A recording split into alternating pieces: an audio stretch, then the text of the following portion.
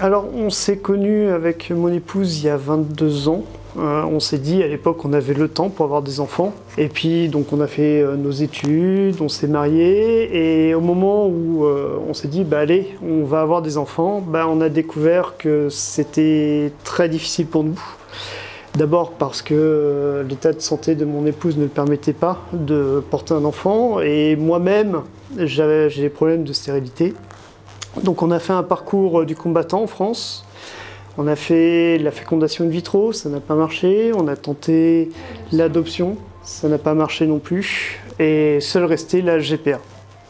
Voilà. Alors, on a entendu parler de votre clinique par un avocat spécialisé en France qui connaissait un couple qui était passé par l'Ukraine et donc il nous a dit que ça avait très bien marché et donc il nous a conseillé de passer par vous. En fait, dès le départ, ce qu'on voulait, c'était, vu que la GPA n'est pas reconnue en France, ce qu'on voulait, c'était une structure capable de nous guider de bout en bout, également sur le plan juridique, pour avoir ce petit bout de chou en fait. Et ben justement, dans le contexte actuel, on était assez inquiets, mais on avait quand même pas mal de contacts avec la mère porteuse qui nous rassurait par rapport à ce qui se passait. Disons qu'au premier jour de l'invasion, quand les Russes étaient proches de Kiev, oui, on était très inquiets.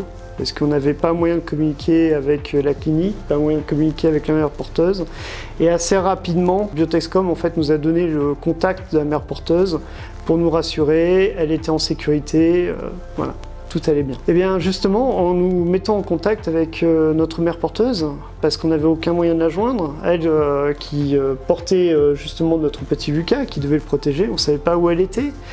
On ne savait pas s'il était en sécurité et Biotexcom nous a mis en contact. Alors des conseils, il n'y a pas vraiment de conseils à donner. En fait, très honnêtement, on ne se sent pas en danger.